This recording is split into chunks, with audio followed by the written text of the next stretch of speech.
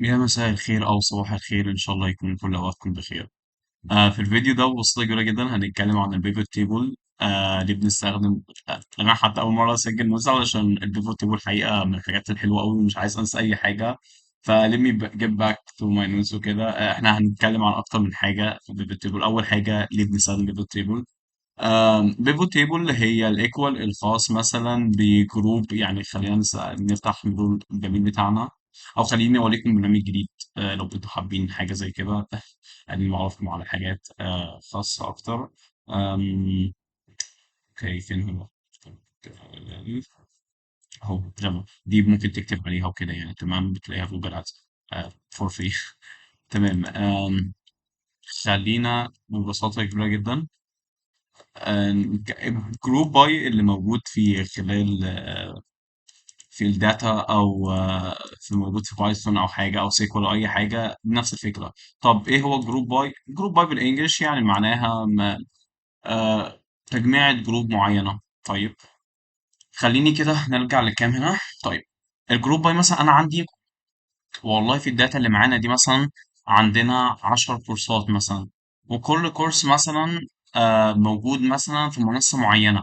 فأنا عايز أجيب كل المنصات دي وعايز أعرف إن كل منصة فيها كام كورس، فدي اسمها جروب باي. تمام، فإذا دي بتساوي ايكوال حاجه في الاكسل، هي البيفوت تيبل. البيفوت تيبل بتساعدنا في حاجات كتير قوي، بتساعدنا ان احنا نعمل حاجه اسمها سلايزر، نقدر ان احنا نعمل حاجه اسمها انتراكتيف داشبورد، ان احنا نخلي الداشبورد هارموني مع بعض، لما بتدوس على حاجه تلاقي الداشبورد كلها اتغيرت. وكل ده هنعرفه مع الوقت، فيا ريت محدش يكون لقينا حاجه زي كده. فخلينا كده نبدا على طول ونقول ايه هي البيفوت تيبل، واي تابس اند تريكس كده هنقولها مع بعض احنا ماشيين. طب الداتا دي بتاعت يوديمي هتلاقوها في كيجل، هبعت لكم يبقى اللينك. آم، اول حاجه، طبعا لما بتتاكد ان الداتا كلها انت هتستخدمها ولا ما اخره، فانت بتعمل مثلا، انا والله انا شايف ان انا مش هستخدم الحاجه زي كده، مش هستخدم حاجه زي كده، والله ديليت من هنا. الكورس اي دي انا حقيقه مش مهتم بيه قوي، ولكن ممكن ابقى مهتم بيه ان انا اجيب الكاونت، برغم ان انت ممكن الكاونت يجي من اكتر من حاجه. الكونتنت الكونتنت اوكي، ده على حسب مده الكونتنت الخاص بيك. والله هو ده السعر ومش عارف ايه، وهنا اسبيد هو هل هو مدفوع ولا فور فري وكده. طب اول حاجه في البيفوت تيبل، انا دلوقتي خلي بالكم، يا ريت نركز في حاجه زي كده، لاننا الحاجه دي ممكن نرجع نستخدمها مره تانية ونكمل داشبورد مثلا مع بعض. لسه هنشوف مع بعض، يعني هنشوف، حاول نشوف لكم داتا كويسه عشان نعمل بيبقى داشبورد بيها ونعمل كليننج وبي بروسيسنج، ونبدا ان احنا باذن الله نكون عملنا اول حاجه خاصه بينا باكسل، تكون حاجه بسيطه يعني كده. طيب، بتدوس كنترول اي، فبيجيب لك الاكسل كله تمام، يعني لغايه من اول اكسل، من اول سله لغايه اخر سله. السله دي اللي هي دي اسمها الرو، ده الصف ده اسمه سيل او خليه.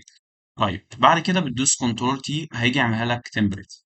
طب ببساطه كبيره جدا، اي سؤال منطقي هنا هتيجي تقول طب ليه اعمل تمبلت، او ليه انا عايز التيبل، او ليه عايز حاجه زي كده. طب التيبل انت بتحتاجها علشان والله انا في الاخر هنا. طب بصوا هقول لكم برضه حاجه عشان بدل ما تنزلوا الماوس هنا، بتدوسوا هنا كنترول تحت خالص، بيجيب لك اخر واحده خالص، بتبدا بقى ان انت والله انا عايز اضيف حاجه هنا، اهو تلقائيا عمل لك هنا اهو السله الجديده لوحده تلقائيا من غير اي مشكله معاك. تبدا بعد كده لو عايز تعمل لها ديليت عادي جدا، بس كده نقدر نعمل كنترول سهم فوق، نرجع لاول خليه مره تانيه، او اول الكولوم خالص. طيب دي اول حاجه. اوكي كده احنا اتكلمنا على فكره ليه بنستخدم بيفوت تيبل، وليه وازاي كمان ايه فكره التيبل عامه. طيب ازاي بقى نعمل بقى انكاليت التيبل؟ ببساطه كبيره جدا، انت هنا حاجه اسمها انسert pivot table. طيب بيجيب لك خيارين، يا تعملها نيو ورك شيت او اكزيستنج ورك شيت، تمام. فلا انت هتعملها نيو ورك شيت، لان احنا محتاجين ان احنا نعملها في ورك شيت جديد، عايزين نشوف الشيت الجديد هيكون اسهل. خلينا نتفق على حاجة، لازما لابد تنظيم. pivot table لازما ولابد التنظيم، يعني أنا تحت مثلا حاول، اوكي، pivot table، حاول ان انت تنظم كده وتتاكد انت بتكتب ايه وكل حاجه، علشان لما نيجي نعمل سلايزر فهتيجي تربطهم ببعض، لازما هقول لكم يعني ايه سلايزر، ولكن هنكون محتاجين نعرف ايه كل حاجه. طيب اول حاجه هنخش عادي جدا دلوقتي. اوكي، حلو.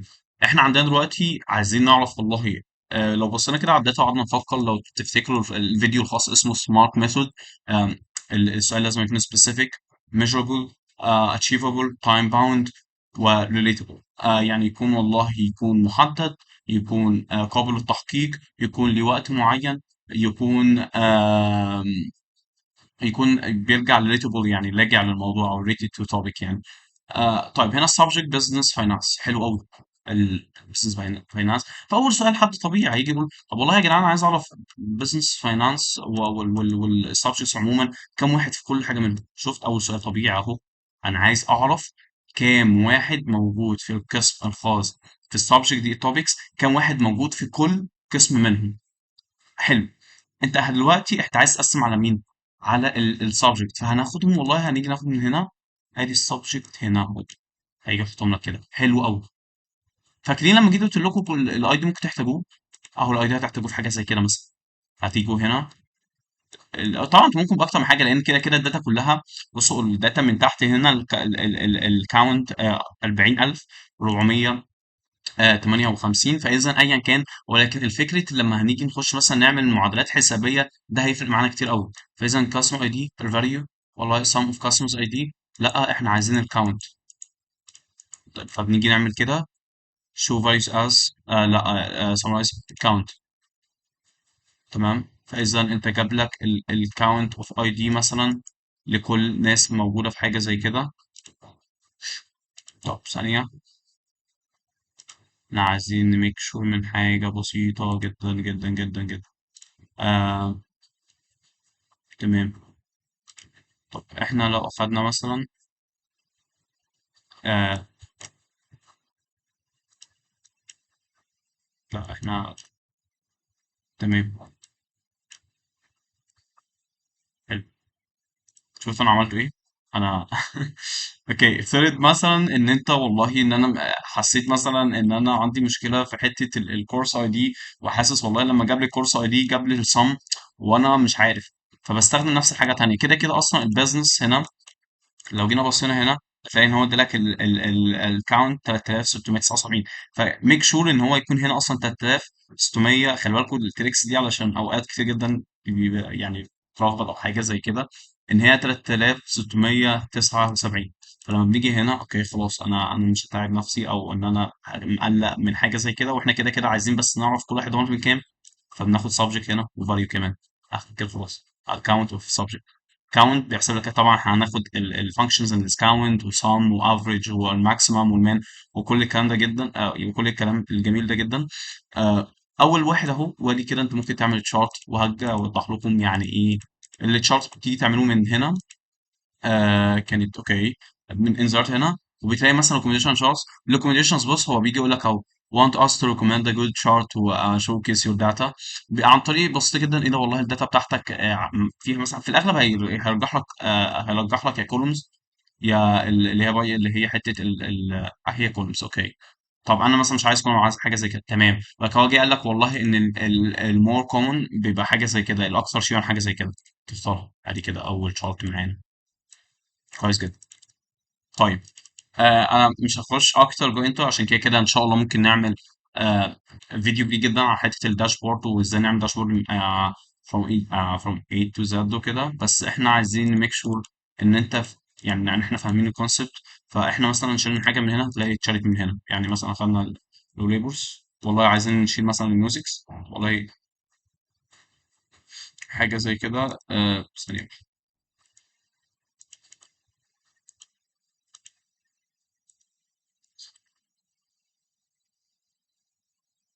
طيب مثلا اوكي احنا عايزين مثلا نعرف حاجه كده. آم، خلينا كده مع بعض.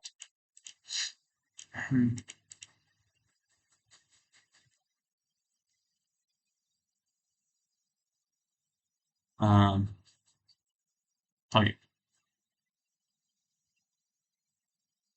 اوكي. فدي اول حاجة بخصوص حاجة مثلا ان انت ممكن تعمل اهو. اوكي ايوه كده كده اتعامل معانا شايفين. مثلا شلت حاجة من هنا لقيته اتغير معايا من هنا. شلت الجرافيك ديزاين لقيته شال الجرافيك ديزاين. فاذا هي انتراكتيف، يعني انتراكتيف او هارموني يعني فيها تناغم فيها تفاعل. تمام. فاحنا كده اتأكدنا من حاجة زي كده. آم، نرجع بقى للنقطة جيتوا تقولوا احنا بنعمل تيبل. فتخيلوا مثلا هنا انا والله قلت لا في تراك تاني مثلا اسمه داتا ساينس. داتا ساينس وجينا والله قلنا مش عارف ناخد هنا ده مثلا. اوكي سوري، ناخد هنا ده كده. واصلا انت لو جيت عملت كده كانت تلاقي ايه، وعملت مثلا ريفرش هنا ثانية، فين هتجيب انزرت كانت لسه كانت قصادنا هنا. اه اوكي اهي ريفرش اهو داتا ساينس شفتوا. فاذا ده اللي بيفيدنا كتير جدا، فده بيساعدنا كتير كتير، هيوفر لنا ايفورت ومجهود عالي قوي. اوكي. أم. طيب، حتة الديزاينز الخاص بالبيفوت تيبل. طيب، ببساطة كبيرة جدا الديزاين البيفوت تيبل بيبقى تلقائيا لما بتيجي مثلا تعمل حاجة زي كده، في حاجة اسمها ديزاين. والله أنا عايز أغير لون مثلا. ليه؟ أنا حاطه مثلا في الداشبورد، فأنا عايز الداشبورد تكون لونها حلو مثلا، أو حاجة زي كده. يعني تعالى أوريكم حاجة كده. آه، أصلا هي كانت موجودة على أبورك الخاص بيا. يعني أو ثانية على لينكد إن، هفتح لكم لينكد إن بتاعي علشان بدل ما أخش الأول في الديسكتوب. آم، تمام. تمام حاجة زي كده مثلا.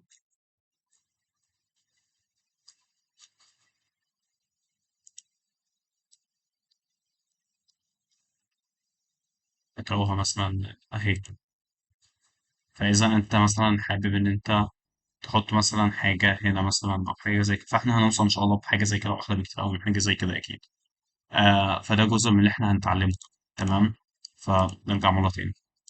فإذا أنت عايز اللون يكون كويس، طب افترض بقى، تعالى كده نشوف مثلا مع بعض ديزاين. والله أهو من دلوقتي عايز تغير اللون، عايز كل ده بيساعدك كتير جدا في حتة إن أنت.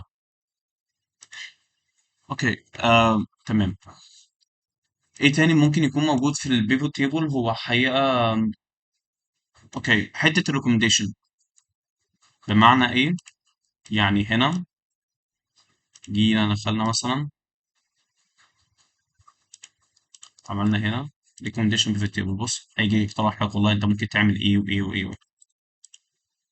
بص شايفين مثلا. تمام. كل ده بيجي يشرحوا لك إيه الفايدة. طبعا خلينا نشيل ده علشان ما يجيبناش. اوكي سوري، ما ينفعش عشان كده بتشيل من ديليت مش هات، عشان كات بيشيل لك الداتا اللي جوه مش ال. طيب. كان في حاجة تانية وكانت هي حاجة برضك مهمة، وهي آم، تعالى كده.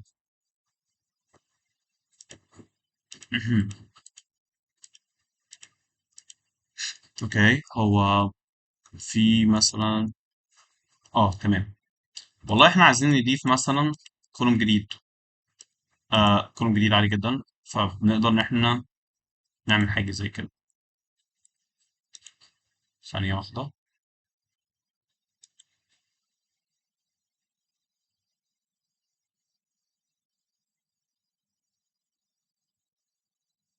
اوكي.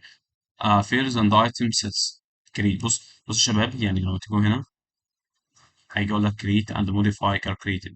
الكالكوليتد دي انت بتعمل مثلا، انا عايز احسب مثلا، يعني خلينا نخش هنا مثلا، عايزين مثلا البرايس. فين البرايس؟ كان في سعر. اوكي.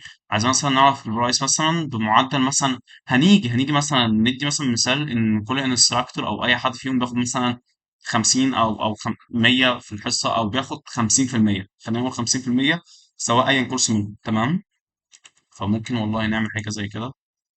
بس اوكي. اهي. تمام. ناخد مثلا من نيم هنا، ده نيم عادي جدا، فاحنا ممكن نسميها مثلا البروفيت مثلا. طيب، هو ده اللي هو ناخد البرايس.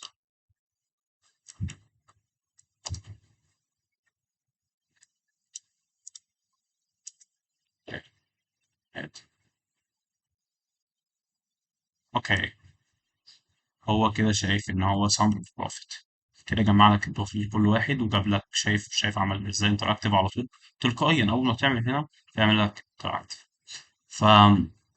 تقريبا تمام. حاجة تانية برضك مهمة علشان لما أقولها، عشان الفيديوهات الجاية لما نيجي نعمل سلايدز نبقى نكون عارفينها. هنا بيبقى في حاجة هنا مثلا بيبقى فيه حاجة اسمها البيفوت تيبل نيم، فغيره ليه غيره. ممكن مثلا نسميه جروب باي كورس، جروب كورسز مثلا، او جروب باي كورسز، او اوكي ممكن نيجي نقول مثلا count of subject مثلا، يعني خلينا نسميها باسم الحاجة اللي موجودة معانا. فاذا وهنا مثلا هتلاقي اسم مختلف اهو. تمام، فاذا لابد ان انت تراجع الاسماء مره ثانيه، بتلاقوها فين؟ بتلاقوها بيفوت تيبل انالايز، وبنعمل حاجه زي كده. انا مش عايز اتقل الفيديو لان تقريبا احنا طولنا تقريبا بقى ربع ساعه. اتمنى لو حد عنده اي سؤال يبعت لي في الكومنتس او يتواصل معانا طبعا على حته لينكد ان. لينكد ان موجود في الصفحه ذات نفسها. وبس كده تقريبا، ده كان النهارده بخصوص شرح البيفوت تيبل. المرة الجاية بإذن الله هشرح السلايزر، وبعد كده هنبدأ نعمل مثلا كليننج، وبعد ما هنعمل كليننج هنخش مثلا في حاجة كده خاصة بحتة الفيزواليزيشنز، عشان دي هتكمل معانا حتى بعدين. كلهم عامة هيكملوا بعدين. أي كونسبت بتتعلمه دلوقتي الكونسبت يا شباب أهم، بمعنى إن أنا قلت لك جروب باي، فلما أجي نعمل مثلا في بايثون أو نيجي نعمل في حاجة اسمها جروب باي، تكون عارف إيه هي جروب باي دي. تمام، فاذا هي مش فكره تكنيكال هتلاقيها كتير جدا على الفيديو، ولكن الفكره كونسبت. انت لما بتكون عارف يعني ايه كليننج، الكليننج مش هيفرق معاك والله انت عملته بايثون، عملته بار، عملته باكسل، عملته بسيكوال. اهم حاجه تكون فاهم ازاي ممكن تعمل حاجه زي كده، ازاي هتهندل السترنج فاليوز اللي هي بتبقى الاسماء، ازاي هتهندل الارقام، وايه طريقه هندله كل واحد منهم. هي دي اللي بيفرق. تمام. بس فكده تقريبا مفيش حاجه ممكن اقدمها في الفيديو ده تاني. فيديو جديد ان شاء الله هشرح على حته سترايزر، هيكون فيديو اقل من كده بكتير قوي باذن الله. وبس، فاتمنى لو حد عنده اي اسئله يبقى يبعت لي، واشوفكم ان شاء الله في فيديوهات قريبه بعدين ان شاء الله. دمتم سالمين. السلام.